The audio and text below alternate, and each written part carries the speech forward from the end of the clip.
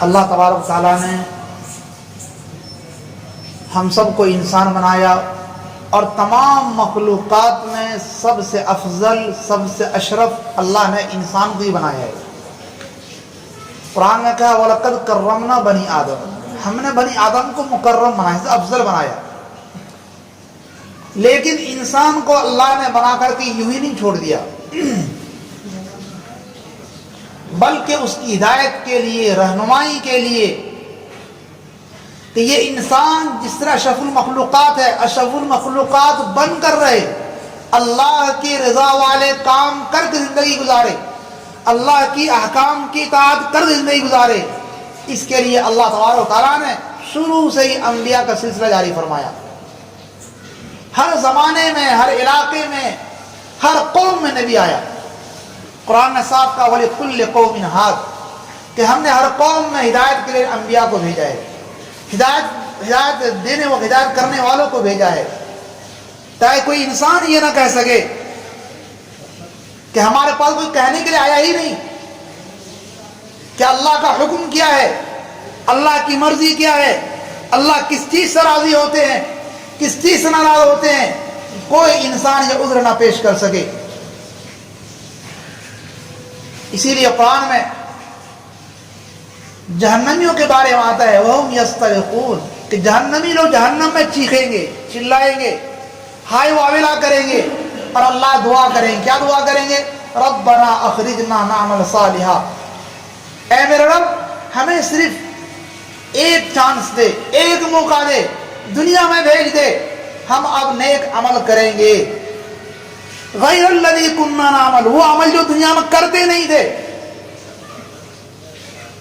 ہم نے نہیں کیا، غفلت میں رہے، اب ایک چانس دے دے، ایک موقع دے دے کہ ہم دنیا میں جا کر کے تیری اطاعت کر کے، تیری مان کر، تیری نبی کے حکم پر چل کر ہم آئیں گے۔ ایک چانس۔ اللہ تعالیٰ فرمائیں گے اولم نعمرکم، ارے میں کیا تمہیں عمر نہیں دیا تھا، کیا میں تمہیں زندگی نہیں دی تھی؟ ما یتذکر فیہ من تذکر کہ جس زندگی کے اندر نصیحت حاصل کرنے والا، اللہ کے احکام پر عمل کرنے والا، رسول کے احکام پر عمل کرنے والا، رسول کی بات ماننے والا مان سکتا تھا، زندگی گزار سکتا تھا۔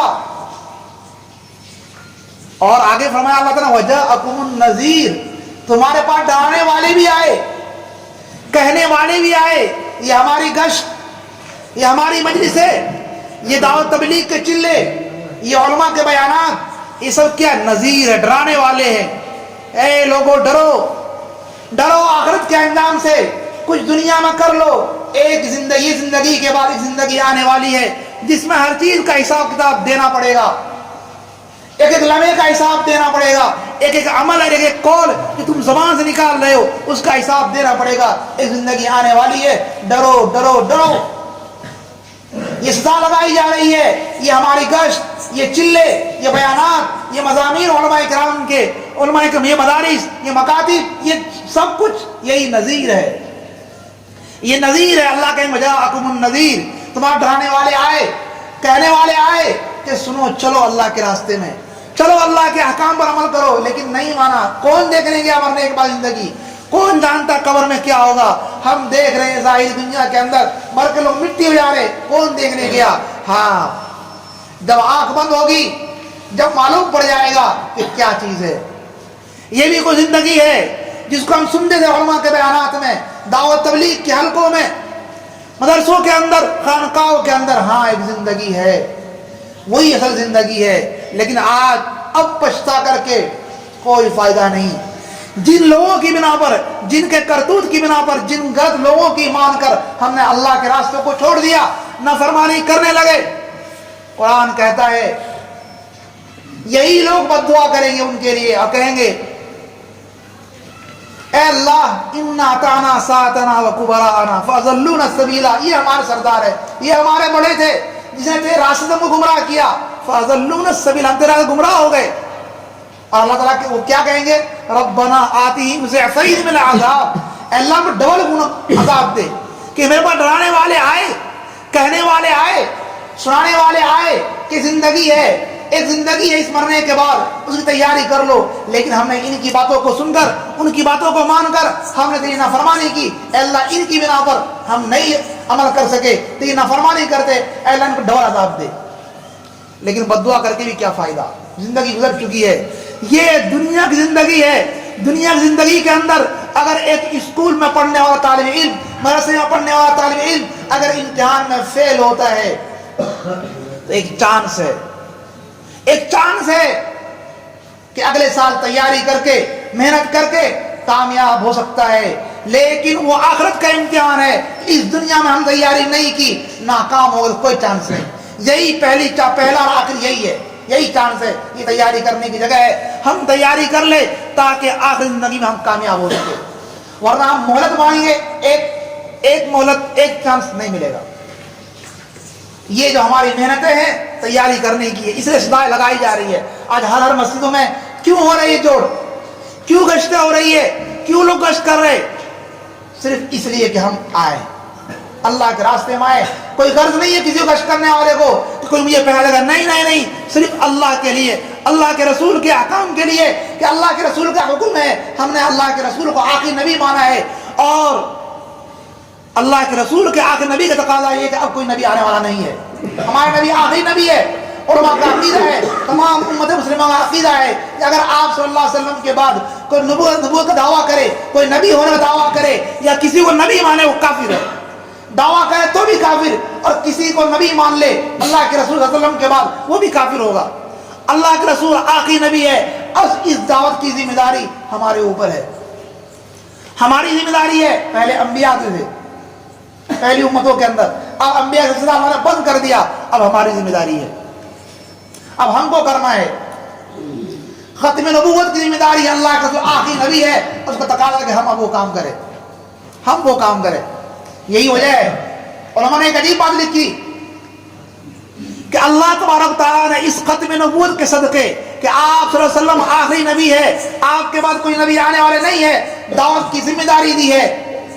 اور اس امت کے اندر سب سے پہلا اجماع، سب سے پہلا اتفاق ختم نبوت پر ہوا ہے کہ آپ صلی اللہ علیہ وسلم کے انتقال کے بعد کچھ لوگ کھڑے ہو گئے، میں نبی، وہ کہہ رہا میں بھی نبی ہوں، وہ کہہ رہا میں بھی نبی ہوں. سیدنا صدیق رضی اللہ تعالیٰ عنہ اس وقت خلیفہ بنے. آپ کے انتقال کے بعد کہا جو بھی نبوت دعویٰ کرے گا، کچھ لوگوں نے کہا ہم زکات نہیں دیں گے، کچھ لوگوں نے کہا نماز پڑھیں گے زکات نہیں دیں گے، کچھ نے کہا زکات دیں گے ہم تم کو نہیں دیں گے. کہا جو ایک بھی رسی زکات دیتا تھا اللہ کے رسول کے زمانے میں آج نہیں دے گا، ان سے بھی جہاد کروں گا. جو نبوت کا دعویٰ کرے گا، اب سنو نبی صلی اللہ علیہ وسلم آخری نبی ہے، انتقال فرما چکے ہیں، کوئی دعویٰ کرے گا ان سے بھی لڑوں گا، ان سے بھی جہاد کروں گا. اور کیا جہاد؟ جنگ یمامہ کا میدان ہے. اللہ کے رسول صلی اللہ علیہ وسلم 10 سال زندگی کے اندر اس اسلام کے لیے صرف 349 لوگ صحابہ شہید ہوئے ہیں بس 10 سال کے اندر. لیکن اسی جنگ یمامہ کے اندر جو اس خبیث نے دعویٰ کیا تھا نبوت کا دعویٰ، مسلمہ کذاب، اس زمانے کے اندر اس سے جنگ ہوئی، خطرناک جنگ ہوئی صحابہ کی، 1200 صحابہ شہید ہوئے ایک جنگ کے اندر. اللہ کے رسول کی 10 سال زندگی کے اندر 27 غزوات ہوئے، صرف کتنے صحابہ شہید ہوئے؟ 349 صحابہ.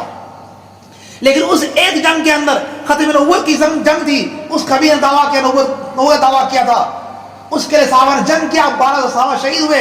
ان میں 700 حفاظ صحابہ تھے جو حافظ قرآن تھے. یہ ختم نبوت کا مسئلہ ہے، یہ ہم کو کرنا پڑے گا، یہ ہم امت کی ذمہ داری ہے. اگر ہم اس ذمہ داری کو ادا نہیں کریں گے تو پھر ہم اللہ کے رسول کیا منہ دکھلائیں گے؟ یہ ضروری ہے ہمارے لیے. یہ گشت چلے اسی لیے ہو رہے، کم سے کم کچھ کر لے اس دنیا کے اندر تاکہ اللہ کو دکھلا سکے، اللہ کے سامنے کہہ سکے یا اللہ میں تیرا نافرمان بندہ ہوں، کچھ وقت لگایا ہوں تیرے راستے میں، کچھ ٹائم لگایا ہوں، یا اللہ تو اسی کو قبول کر لے. وہ کیا میرا اعمال تو ایسا نہیں ہے کہ تیرے حضور ہم پیش کر سکے، زندگی گناہوں گزر چکی، بس کچھ وقت، کچھ لمحہ، کچھ ٹائم ہم نے تیرے لیے دیا ہے، وہ بھی ہمارے خلوص نہیں، بس تو قبول کر لے. ہم اللہ کے سامنے کچھ کہہ سکے، اس لیے صدا لگائی جا رہی ہے کہ ہم نکلے چلے اللہ کے راستے میں، کچھ سیکھے، کچھ آخرت کی تیاری کر لے آخرت کے لیے تاکہ اللہ کے سامنے ہم کوئی عذر پیش کر سکے. ورنہ اگر ہم اللہ کی نافرمانی کر کے زندگی گزارتے رہے، دنیا میں کوئی شخص ایسا نہیں ہے جو اللہ سے کٹ کر، اللہ کے رسول کے احکام سے کٹ کر زندگی گزارتا ہو، چین کی ہو، دنیا کا بادشاہ ہو، پوری دنیا کی بادشاہ ان کے پاس ہو، ڈگری ہو، سب کچھ ہو، فوج ہو، پولیس ان کے پاس ہو، لیکن زندگی اللہ بے سکون کر دیتے ہیں۔ خود قرآن نے کہا من اعرض عن ذکری فإن له معیشۃ ضنکا، جو میرے ذکر سے، جو میری اطاعت سے، جو میرے احکام سے اعراض کرے گا، دور ہٹے گا، اس کی زندگی کو تنگ کر دوں گا۔ یہ اللہ کا فرمان ہے۔ آپ دیکھیں مالدار کی زندگی، ہم کسی کی مالداری بننا چاہیں کہ بڑا بنگلہ ہے سیٹ صاحب کا، بڑے نوکر چاکر ہے، گاڑی ہے، ارے ذرا جا کے دل کو دیکھو، اس کے دل میں کیسی بے سکونی ہے، دل میں اطمینان نہیں ہے، نیند کی گولی کھانا بھی نہیں آ رہی ورنہ نیند بھی نہیں آ رہی ہے۔ یہ حال ہے۔ ظاہر کو مت دیکھے، دل کو دیکھے، دل کو، اس کی دل زندگی کیسی ہے، کیا زندگی میں سکون ہے یا نہیں ہے۔ سکون صرف اللہ کے ذکر میں ملے گی، اللہ کی اطاعت میں ملے گی، ورنہ میں نے آپ کو کل سنا میری جمشید کا واقعہ، بے سکون زندگی تھی، یہ اچھے نیک راستے میں آئے، اللہ کے راستے میں، اللہ کی زندگی بدلی۔ مادر جمیل صاحب کے ایک بیان میں انہوں نے کہا کہ ایک مرتبہ مجھے جمشید کا فون آیا کہ حضرت میں فلاں شہر کے اندر ایک دیہات میں ہوں، مسجدیں بند تھی، ہمارے جماعت ساتھیوں نے صفائی کی، ہم نے صاف کر کے ابھی آرام کر رہے، ٹوٹی ہوئی فرش ہے، اس میں ایک گودڑی بچھا کر کے سو رہا ہوں، لیکن اس گودڑی پر، اس ٹوٹی فرشی پر مجھے جو نیند آ رہی ہے، جو سکون مل رہا ہے، مجھے 5 اسٹار ہوٹلوں میں نہیں ملتا تھا۔ ہاں، اللہ کے ذکر نہیں گزاریں گے تو اللہ سکون دے گا، برکتیں دے گی۔ قرآن نے کہا وَلَوْ آمَنَ أَهْلُ الْقُرَىٰ لَفَتَحْنَا عَلَيْهِمْ بَرَكَاتٍ مِّنَ السَّمَاءِ، اگر لوگ ایمان لائے، تقوی اختیار کرے، ہم برکات کے دروازے کھول دیں گے، برکتیں کے دروازے کھول دیں گے، برکتیں آئے گی۔ ارے بھائی، برکت جو ہے، برکت کثرت کا نام نہیں ہے، زیادہ مال دولت کا نام برکت نہیں ہے۔ برکت یہ ہے کہ آپ کی ضرورت پوری ہو جائے، آپ جو کام کرنا چاہ رہے ہو آپ کی پوری ہو جا رہی ہے، یہ برکت ہے۔ آپ کروڑوں کے مالک ہیں، ڈاکٹر نے کہا یہ نہیں کھانے گئے، وہ نہیں کھانے گئے، شوگر ہے بولے میٹھا نہیں کھا سکتے، بلڈ پریشر ہے تیل نہیں کھا سکتے، ایسے مال کس کام کے، ایسے مال کس کام کے جو آپ کو من چاہی نہیں کھا سکتا ہو، یہ برکت نہیں ہے۔ برکت یہ ہے، اس لیے کہا کہ اللہ کے رسول صلی اللہ علیہ وسلم نے فرمایا صلی اللہ العافیہ، اللہ سے عافیت مانگو۔ ایمان کی دولت کے بعد انسان کی زندگی میں سب سے بڑی کوئی نعمت ہے تو عافیت ہے، عافیت ہے، سکون ہے کہ آدمی کھا رہا ہے، کھانا ماشاءاللہ ٹائم پہ کھانا ہم کو مل جا رہا ہے، ہضم بھی ہو جا رہا ہے، سب ہو رہا ہے، ہم کسی کام کے لیے جا رہے ہیں، کام ہمارا مکمل ہو جا رہا ہے، یہ سکون ہے، عافیت ہے۔ تو یہ زندگی کب ملتی ہے؟ اللہ کے ذکر کے ساتھ، اللہ کی اطاعت کے ساتھ، اللہ کے احکام پر عمل کرنے کے ساتھ، ورنہ اللہ سے دور رہ کر کے، اللہ سے کٹ کر چاہیں گے، کبھی سکون نہیں ملے گا۔ ایک شخص دعا کیا کرتا تھا حضرت خضر سے ملاقات ہو جائے۔ خضر ایک روحانی رجال غیب میں سے ایک ہے، تو بہت دعا کرتا کہ مل جائے، ملاقات ہوئی، کہا کیوں دعا مانگتے ہو مجھ سے ملنے کے لیے؟ کہا میں چاہتا ہوں کہ دنیا سے اچھا آدمی بن جاؤں، دنیا سے اچھا آدمی بن جاؤں، آپ کی دعا، ہر دعا قبول ہوتی ہے، آپ میرے لیے دعا کر دیں۔ کہا کہ ٹھیک ہے، دیکھو ایسا کرو کہ تم کو 1 مہینے کی مہلت دے رہا ہوں، تم پورے شہر میں، پورے علاقے میں گھومو، تم کس کے جیسا بننا چاہتے ہو، میں دعا کر دوں گا تم جیسا بن جاؤ گے۔ کہا بہت اچھی بات ہے۔ بیچارے نے پورے شہر میں گھوما، دیکھتے یہ سیٹ صاحب ہے، ان کو بنگلہ ہے، گاڑی ہے، نوکر چاکر ہے، جا کے بولتے کہ بھائی میرا مسئلہ ایسا سا ہے، ماشاءاللہ آپ بہت خوشحال دکھ رہے، آپ کا گاڑی ہے، نوکر چاکر ہے، میں آپ جیسا بننا چاہتا ہوں۔ ارے سب کا میں اس سے جیسا مت بننے دعا کرو، مجھ سے پریشان دنیا میں کوئی ہے ہی نہیں، میرے بننے دعا مت کرو۔ پھر دوسرے کے پاس گئے، تیسرے کے پاس گئے، پورے مہینے میں بہت لوگ سیٹوں کے پاس گئے، جن کو دیکھتے کہ بظاہر بہت خوشحال ہے، گاڑی ہے، نوکر چاکر ہے، بینک بیلنس سب کچھ ہے، سب کے پاس گئے، سب کہتے ہیں نہیں میرے بننے کی کوشش مت کرو، مجھ سے پریشان دنیا میں کوئی ہے ہی نہیں۔ آخر دن تھا، ایک سونار کی دکان کے بعد گزر رہا تھا، دیکھا کہ سونار جو ہے بیٹھا ہوا اپنی دکان پر، سب نوکر چاکر ادھر کام کر رہے، بچے کھیل رہے، یہ آدمی بہت خوشحال دکھ رہا ہے، اسے دعا کرنی چاہیے۔ گئے ان کے پاس، کہا بھائی دیکھو میرا مسئلہ ایسا سا ہے، آج آخری دن ہے، تم ماشاءاللہ بہت اچھی دکھ رہے، تمہارا نوکر چاکر ہے، بڑی دکان ہے، خوش دکھ رہے۔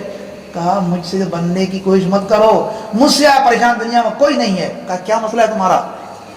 کہا کیا کہوں میری داستان، تمہارا مسئلہ ایسا ہے، تم پوچھے تو بتایا تھا میری داستان کتنی خطرناک ہے۔ کہا ہوا ایسا ایک مرتبہ کہ میری بیوی مرنے کے قریب ہو گئی، اب مرے تب مرے، میں بیوی کو محبت میں رونے لگا، تو میری بیوی کہا جاؤ جاؤ کیا روتے ہو، میں مر جاؤں گی شادی کر لیں گے تم، کہا میں نہیں کروں شادی، بالکل تجھ سے ایسی محبت ہے شادی نہیں کروں گا. تو میری بیوی نے کہا، کہنے لگی ارے مرد بے وفا ہوتے مرد کیا اعتبار. تو میں نے اپنی بیوی کی وفاداری جتانے کے لیے استرول آیا میرے ذکر کاٹ لیا، اعلیٰ تناسل کاٹ لیا. لے بھائی دیکھ، نہ رہے بانس نہ بجے بانسری. اب یقین ہوا کہ نہیں اللہ کرنا ایسا ہوا کہ بچ گئی، مری نہیں، اچھی ہو گئی. اب یہ اولاد دکھ رہے تم کو سب میرے مزدوروں کے ہیں. میں اپنے سامنے میری آنکھوں سے دیکھ رہا ہوں کہ میری بیوی کیا کیا کرتی ہے، میرے پاس کچھ ہے ہی نہیں.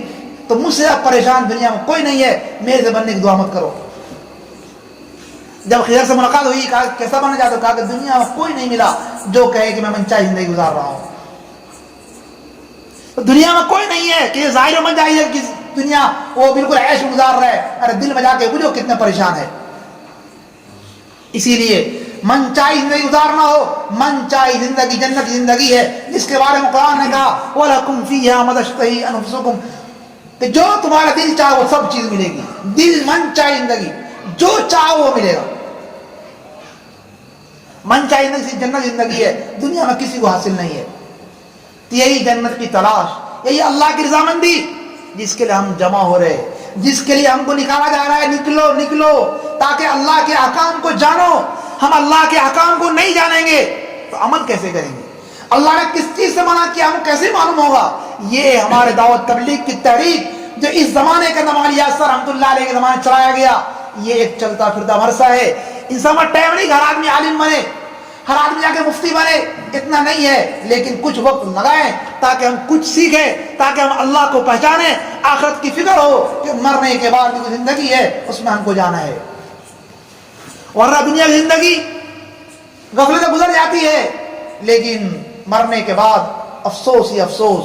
انسان جو لمحہ گزارتا ہے اس دنیا کے اندر، مرنے کے بعد ایک ایک لمحے پر افسوس ہوگا کہ کاش جو میں ٹائم پاس کیا چاہیے ہوٹلوں کے اندر، بیکار کاموں کے اندر، کاش کہ میں کچھ ذکر کر لیا ہوتا آج مجھے ملتا. لیکن آج اللہ نے وقت دیا ہے ہم کو، ہم قدر نہیں ہے. اس کی مثال جیسے آپ سمجھے، ہم باتھ روم جاتے ہیں الحمدللہ پیشاب اچھے سے ہو جاتا ہے، سکون سے پیشاب کر کے فارغ ہو جاتے ہیں. کبھی ہم نے غور کیا یہ کتنی بڑی نعمت ہے؟ جس کو متکڑے کی تکلیف ہوتی ہے، آپ جائیں سے مجھے کہیں تکلیف ہوتی ہے، ایک قطرہ پیشاب نکلنے کے تڑپتا ہے، اس وقت انسان قدر ہوتی ہے کہ یہ پیشاب جو ہم جا کر کے فارغ ہو جاتے ہیں آسانی سے نکل جاتا ہے، کتنی بڑی اللہ کی نعمت ہے. کبھی شکر ادا کیا ہم نے؟ اسی طرح آج ہم کو وقت قدر نہیں ہو رہی ہے کہ اللہ نے وقت کی کتنی بڑی نعمت دی ہے. جب ہماری آنکھ بند ہو جائے گی، اس دنیا سے چلے جائیں گے، جب اس نعمت قدر ہوگی یہ وقت کیا ہے. کتنا ہم کو اللہ نے مہلت دیا، کتنا ہمیں وقت دیا، کتنی زندگی دی ہم کو. کاش کہ اگر ہم چاہتے سب کچھ کر سکتے تھے. آج ہم کو موت سے ڈر کیوں لگتا ہے؟ موت کا نام سے خوفناک ہم خوفزدہ کیوں جاتے ہیں؟ سبحان عبد الملک، ایک بادشاہ گزرا ہے بنو امیہ میں سے. انہوں نے ایک بزرگ سے پوچھا، غالباً ابو حازم رحمۃ اللہ علیہ تھے. ان سے پوچھا کہ ہم کو موت سے ڈر کیوں لگتا ہے، موت سے کیوں گھبراتے ہیں، اور آپ اللہ والے موت سے تیار ہیں، جب اللہ کا بلاوے تیار ہے، ایسا کیوں؟ ابو حازم رحمۃ اللہ علیہ نے فرمایا بات دراصل یہ ہے کہ تم نے آخرت کی زندگی کو ویران کر رکھا ہے. آخرت کے لیے کچھ کمایا نہیں ہے، دنیا زندگی خرچی سمجھ لیا ہے. ظاہر بات ہے انسان شہر سے، کوٹھے بنگلوں سے، ایش و آرام کی جگہ سے جنگل میں جانا کوئی پسند نہیں کرتا ہے. کوئی نہیں ہے جنگل میں ویران علاقے میں جاؤں، اس شہر کو چھوڑ کر، اپنے گاؤں بستی کو چھوڑ کر کے. اور اللہ والے لوگ اپنی آخرت کو آباد کیا ہے، اپنی آخرت کو بنایا سنوارا ہے. یہ دنیا تو ویران سمجھتے ہو، اس لیے ان کو جانے میں خوشی ہوتی ہے جب اللہ بلا جانے تیار ہو.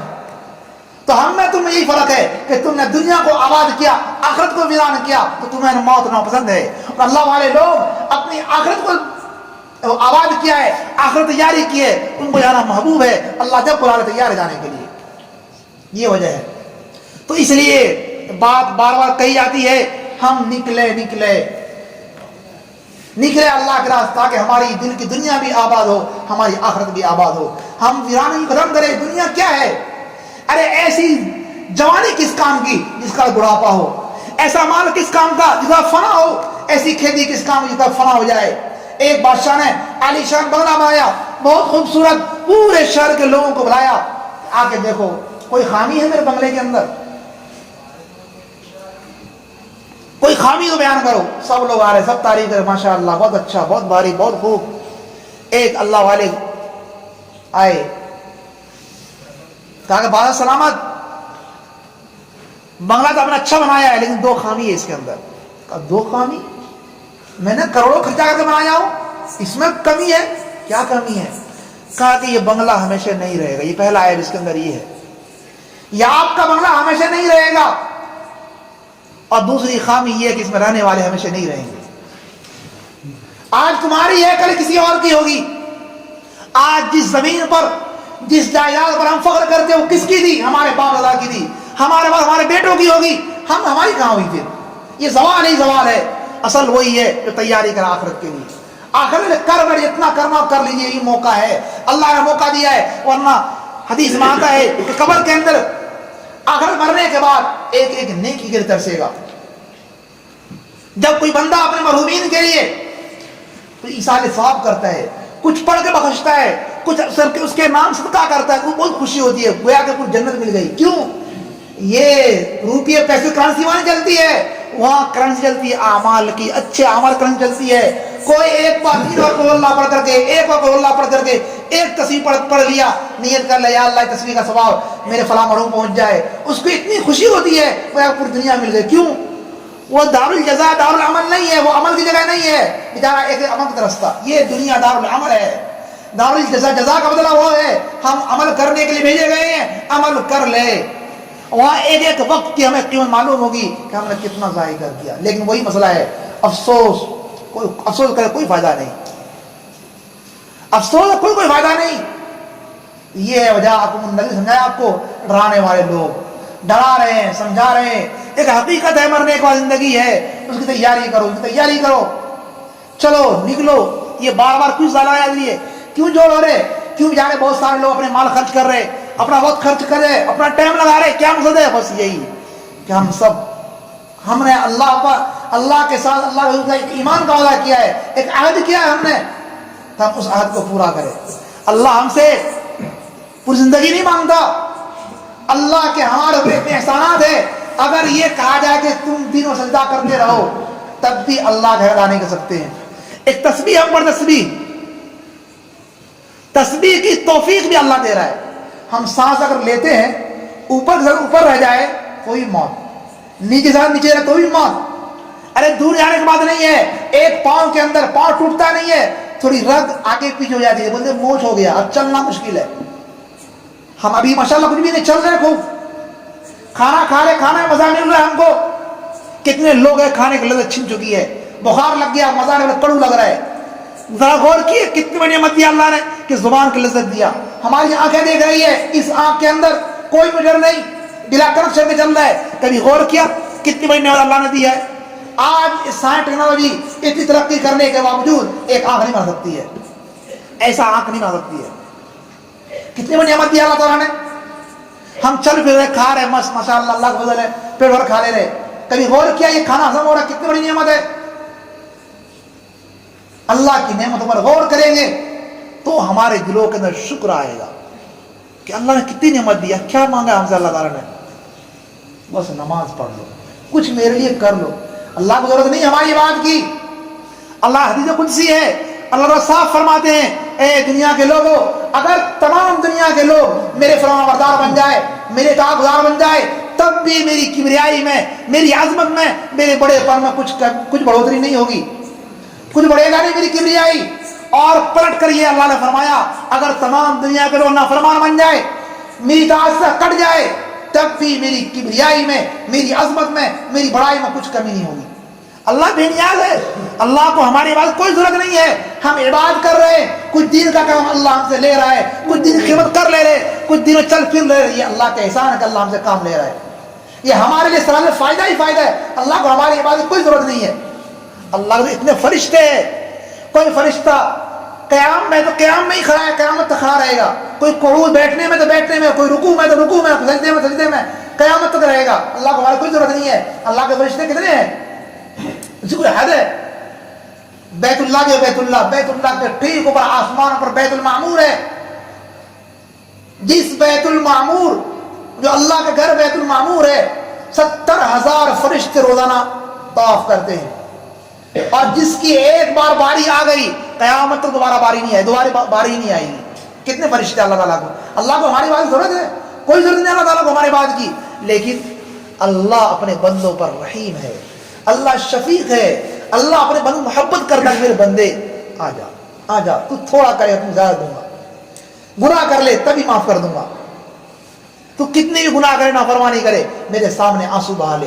رات کی تنہائی میں ہم سوتے ہیں، ہم لیٹے میں آپ کو کل بھی کہا کہ دعا کے لیے کوئی ٹائم ٹیبل نہیں ہے، کہیں بھی دعا کر سکتے ہیں. لیٹے دعا کرے یا اللہ معاف فرما، دن بھر جو گناہ ہوئی ہے میری زندگی گناہوں میں گزری یا اللہ معاف کر دے. وہ اللہ رب غفور ہے، معاف کرنے والا. ذرا ہم دعا کرتے ہوئے دیکھیں، دعا کرتے دیکھیں، یہ ہاتھ اٹھائے ہمارے نگاہ کے اندر نہیں، اہتمام کے ساتھ. جیسا کہ میں ایک فقیر، ایک لاچار، ایک مجبور کسی بڑے کے سامنے کسی مالدار کے ساتھ مانگتا ہے، بار بار مانگتا ہے. ہم بھی مانگے.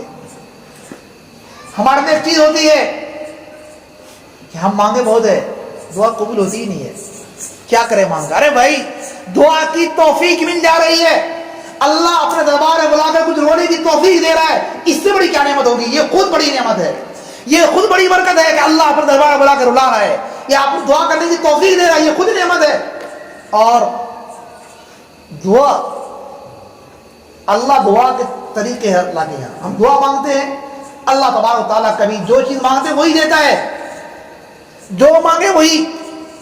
اور کبھی ایسا نہ ہو اللہ تعالیٰ یہ کرتے ہیں اس کے بدلے میں کوئی چیز اور چیز دیتے. دیکھیے دنیا کے تعلق سے ہم جو مانگے اللہ تعالیٰ سے، کبھی ایسا ہوتا ہے کہ ہم مسلک نہیں ہوتی ہے، یہ بندہ اس کے لائق نہیں ہے، اللہ دوسری نعمت دیتے ہیں، بھائی وہ تمہارے لائق نہیں ہے. ہاں آخرت کے تعلق سے ہم جو مانگیں گے اللہ سب دے گا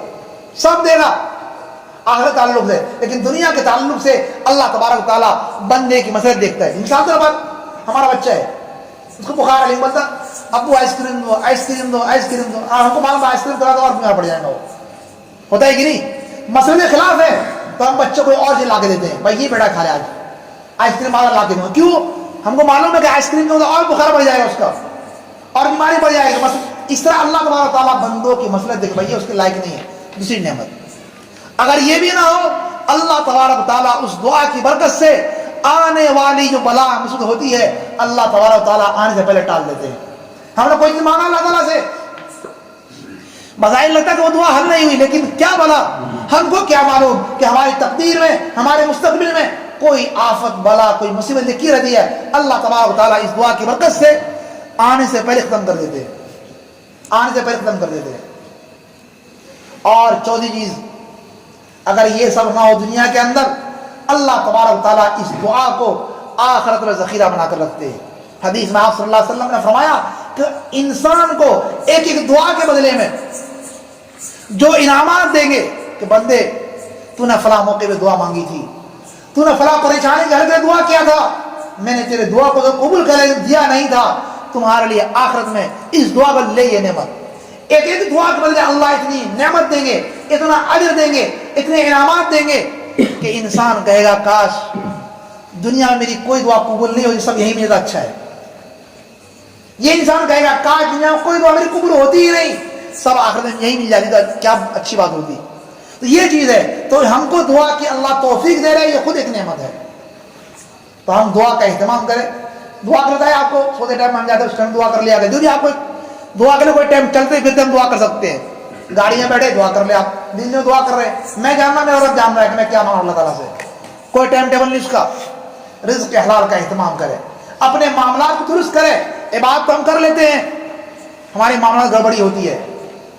معاملات بہت اہم چیز ہے. امام محمد رحمۃ اللہ علیہ سے بڑے امام گزرے ہیں،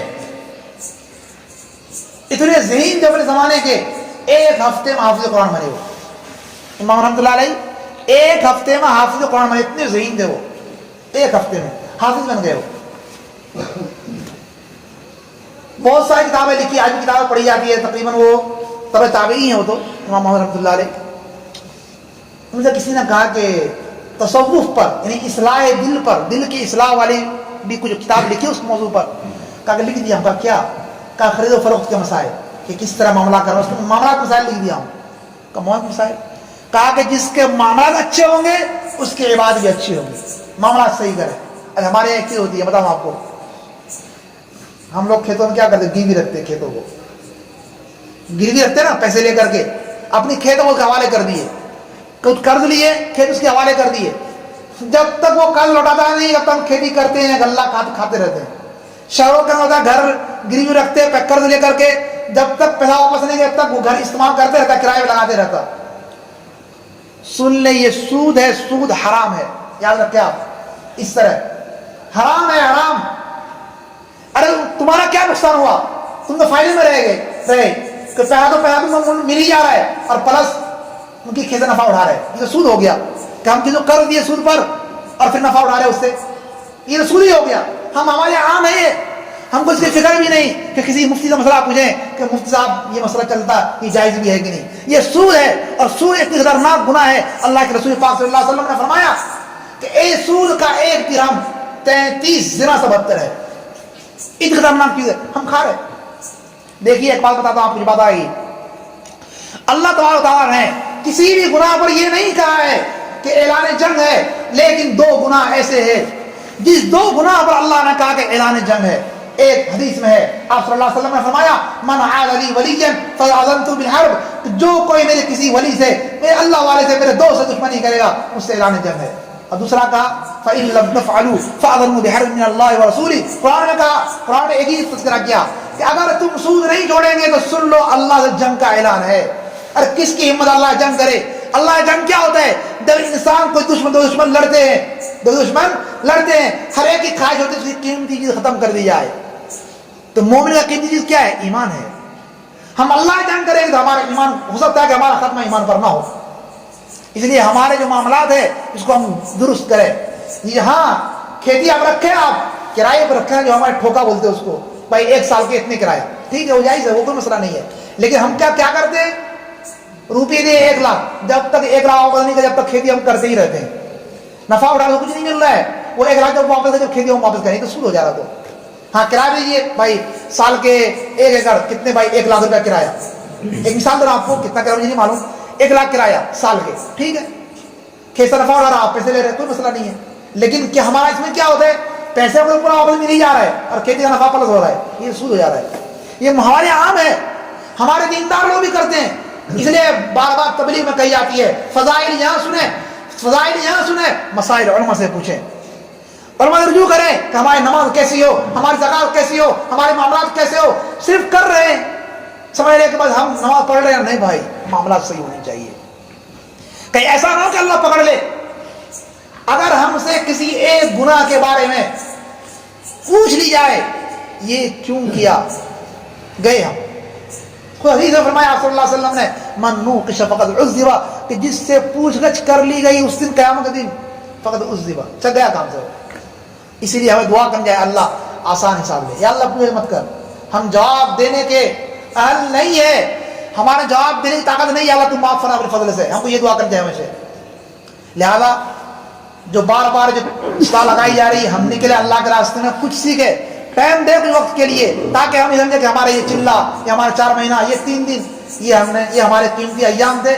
یہ نیت ہو کہ اللہ ہمارے اسی کے بدلے ہم کو جو ہے نواز دے، ہمارے نجات کا ذریعہ بن جائے. اس کی ہم فکر کریں. اللہ تبارک و تعالی ہم سب کو عمل کی توفیق عطا فرمائے. وآخر دعوانا الحمدللہ رب العالمین.